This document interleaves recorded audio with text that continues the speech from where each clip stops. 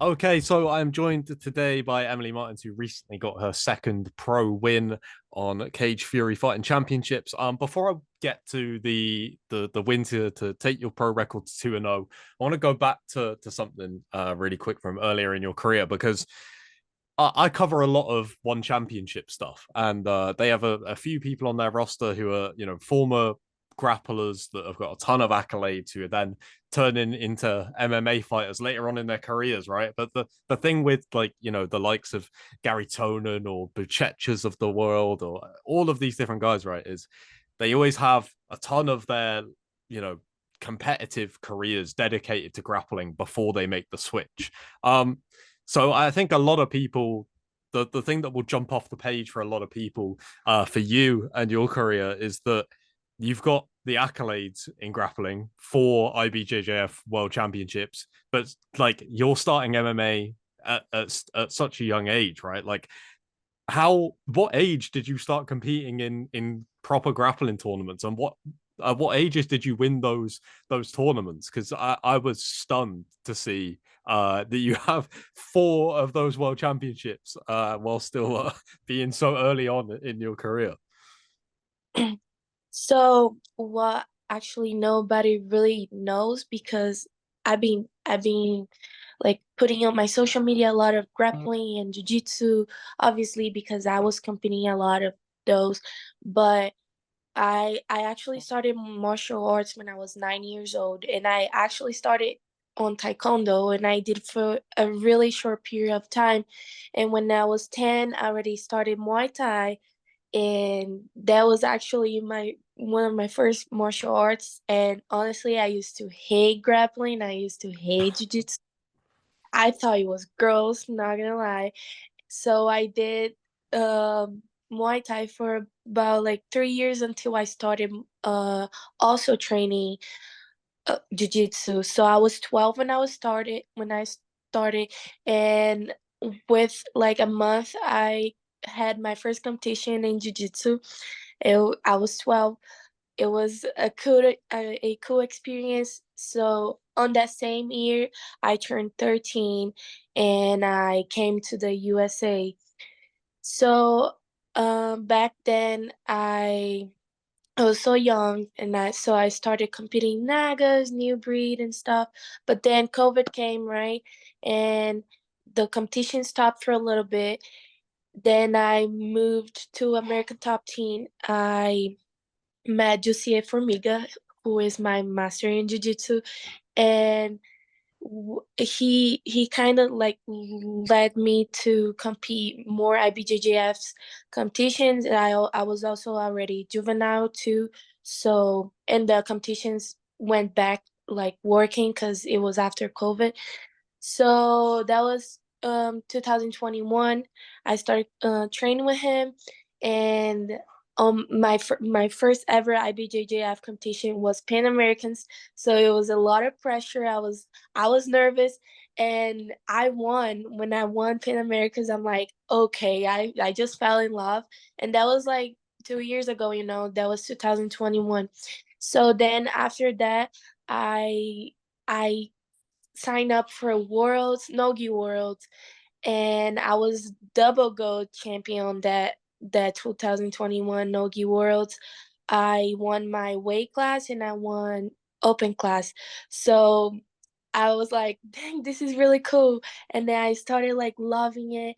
Then lots of super matches were like trying to make me go there, and I had so many super matches like one after other. And then I had Gi World on the same year, and I also won my weight class and I got third on open class.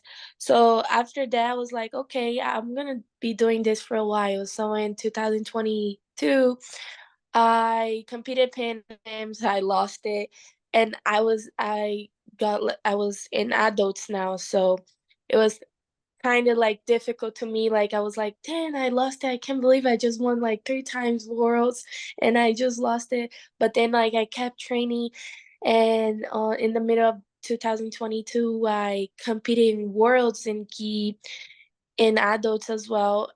I had two amazing first matches. I submitted my first match like in 15 seconds. So I was like, damn, this is my world. I'm gonna win this. And then on my third fight, which was let's say I think if you pass your third match, you already make podium. On my third match, I did something really wrong and I just lost it. I was like, oh, dang it, again, I lost it. And then I I I was still a blue belt, but I had four stripes and I knew I had to like win that because I knew like I was gonna step up. Anyways, after like a month or so, my master gave me the purple belt and I went to Nogi Worlds in the end of 2022 and I won Worlds and I was like, dang, you see nothing that like because I lost in blue belt adults, it doesn't matter, you know, I just won adults purple belt. So I was so happy and after that, uh in the beginning of the last year, I was still training jiu-jitsu a lot and I was preparing for Pan Americans, but I have a sister and she also fights, and I was also helping her on her fight week. So I was kind of like in training but not training. So I went to Pan Americans, lost on my third match as well. But I already had my amateur MMA debut confirmed for like 20 days after competition. So I was barely kind of like training striking. I was mostly training for my Pan Americans because that's what really mattered to me. But then like I did my amateur debut and I was like, okay, now this is what I'm doing. And it was for the belt and it was 145 pounds. So I didn't really need a cut weight and stuff, but it was a nice experience. And then I won that fight. And after that, I was like, okay, now it's time to focus on my MMA career, you know? And so I was supposed to fight like July and then August, and then it was never happening. I'm like, dang, I should go back to jiu-jitsu, you know? Like if I go back to jiu-jitsu, I compete every single month. But then I was like, no, just be patient. So then I before my MMA pro debut, I came to Vegas as well, and I went to UFC with my friend Jacqueline Amori, and I was like, yeah, I want to be here, you know. So on September, I did my MMA pro debut, and I was like, okay, now this is what I'm doing. And then after that, man, I just kept training. I'm still training jujitsu. Like jujitsu is my love, you know. I love jujitsu, and I definitely think is my biggest thing now. I mean, girls is going to study my fight style. They know I'm gonna take them down, but they still can't defend it, you know. So I think, yeah, that's my biggest deal here on MMA career now. That's super interesting to fight because but I went back and watched the fight the last one earlier and I was gonna mention about how have you found mixing in the striking and stuff, but to hear that you started with striking and initially were like, I don't want to do grappling, that doesn't interest me, to then because most people will see that, like you said, opponents even will look at your record and look at your accolades and go, this person, okay, maybe if I turn it into a striking contest, I've got a good chance of winning. And whilst I think it showed in that fight, the last one, that probably is the if they're going to try and make it through the rounds, that's probably the best way to go, because as soon as that fight, that second round to lock in that rear naked choke was absolutely beautiful. But to hear that you started with striking is like it completely flips it on its head, right? Because you don't need to spend as much time trying to make them two work together. I imagine that obviously it's still a big task because you've spent so much time dedicating yourself to jiu-jitsu. Like, how is it going back and forth between them? I know that you said that you still do train in jiu-jitsu and competing is still an option there, but was it strange going back to mixing in the striking and stuff like that at first and kind of getting back into the swing of things? I know a lot of grapplers have, they might do a bit of striking earlier on in their careers, but kind of learning to do it again is kind of where the difficulties are. Yeah, so I had an interview yesterday, and that was some of the things that I talked about it, because like let's say I had my Muay Thai, my striking, whatever, and I had my Jiu-Jitsu, right? Very good. Um, both of them very good. Like always been training. I've been training for my whole life now. And but when it comes to MMA and mixing them together, like it's crazy because you're striking here and then you have to know the timing you're going to the takedown. So before I started getting that timing and like getting to work on my grappling for MMA, it was hard, man. Like I would just go to sparring almost every week, like, and say like, okay, today I'm gonna shoot. Does And I was always scared because like I would do my striking and I would feel good, but I would also want to do my grappling, but I was just not able to mix them together. So I was like, okay, now it's time for me to like put up on my game and like bring them together. So I would go to sparring and like, okay, today I'm gonna shoot. It doesn't matter if I'm gonna do on the wrong time. I'm gonna try to shoot, and I'm gonna get it. And then I did so many times. I did very wrong, and I did very bad.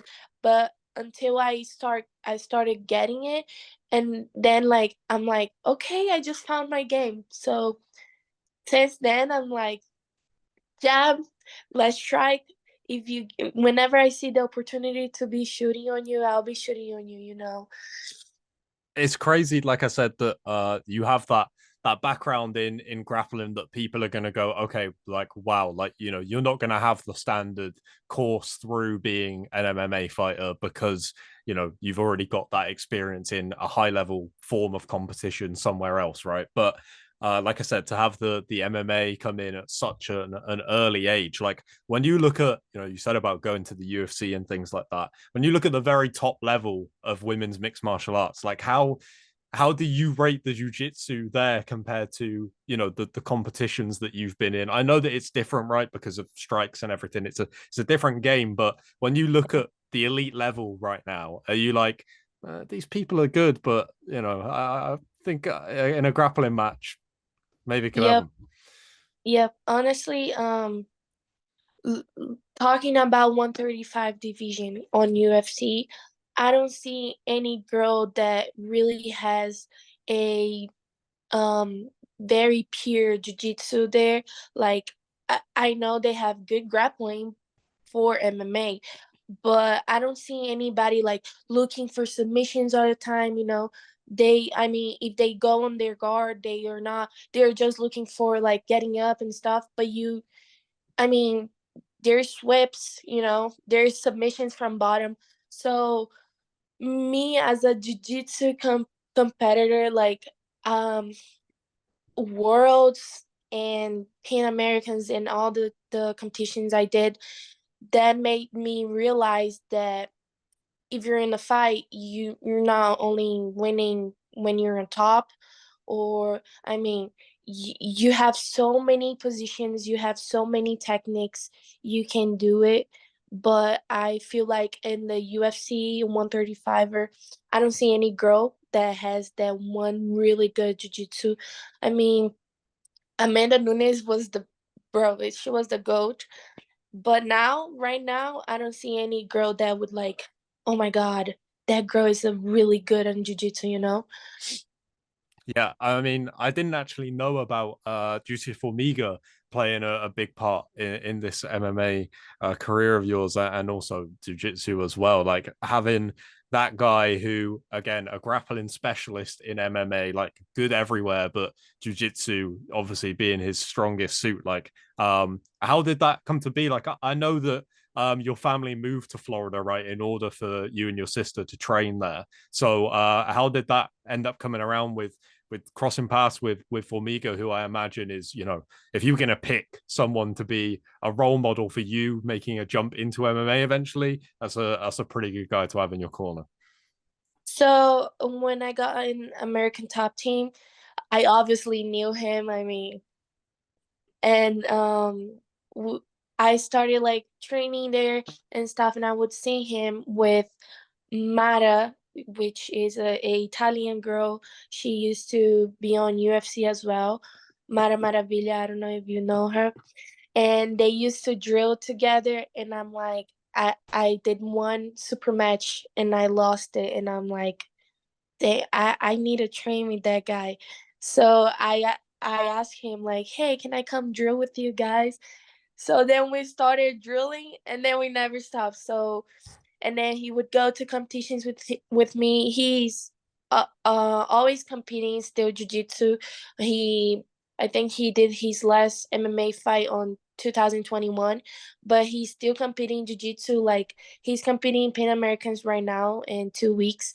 And he's always putting his level like on top, because when you compete jiu-jitsu, there is no like stop line, because jiu-jitsu is involving so much as like bearing bows. It doesn't matter like, oh my god, it's not old school stuff. It doesn't matter, because jiu-jitsu is involving and everybody's showing new moves and stuff.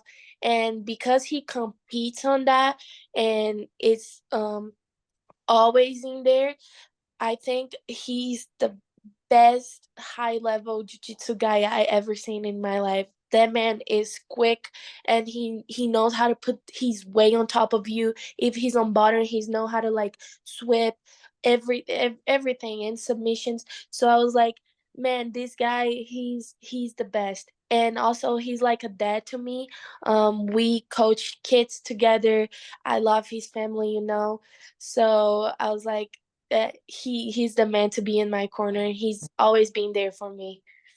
Yeah, that's awesome. One of the things again with the striking background, but then turning that, kind of combining those two things and then to go into MMA. Like I said at the start about submission grapplers who I feel like get to a certain point in their careers where they're kind of like, I've done a bit of everything. I've done everything that I can do in submission grappling, so I want to do something else. And like I said, a lot of them do transition to MMA and things like that. Like I said, in one championship, there's already a few that are, high level in MMA, and then there's a bunch more like over there. I know that the Rutolo brothers and Mikey Musumeci, those guys are all on about fighting in MMA at one point. Like when you think of other grapplers going to MMA, as someone that has had an incredible career as a grappler, but started with striking and things like that. Where do you feel like people go wrong necessarily in making that switch? And what's the biggest hurdle in terms of mixing the striking in? I know you spoke about kind of the hesitation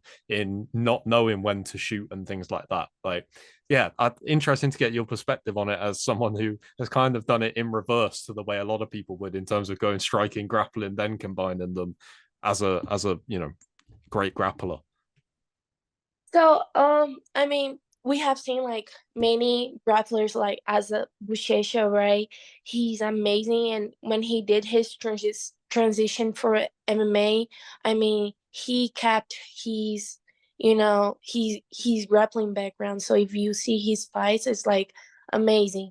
Like I think whenever you try to go to MMA, never forget your jiu-jitsu, like put that into the fight, because one of Buchecha's fight that I was like, oh my gosh, is the one he like literally goes to the heel hook and submit the guy like in freaking three Yeah. seconds.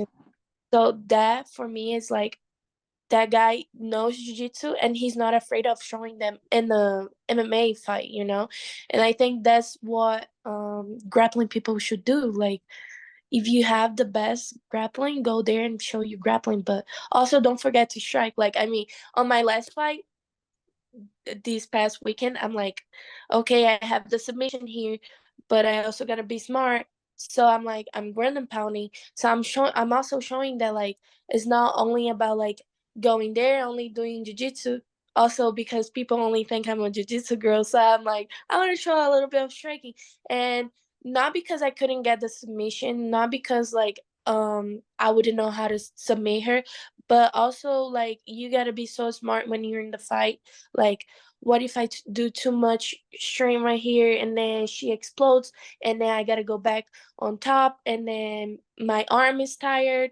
I don't want to have my arm tired if she comes here and give me a punch and then I feel it, So everything is about like being very rational and smart inside the cage because on my fight, like when I had that submission and I decided not to submit and be patient, I knew at one point she would give me the submission. I wouldn't need to go and reach for the submission. It would come to me. So on the second round when I had the when I had her down and I heard her coach saying like start going for the cage, use the wall. I'm like, okay, I know she's gonna open her guard to try to get up. So I'm like, okay, let's catch this hand, and then I know she's gonna give me the back. And honestly, that's my best move right now. So it's one thing I'm always gonna say is never try so hard to go for submissions, but make sure you be smart, punch. They're always gonna give you the submission.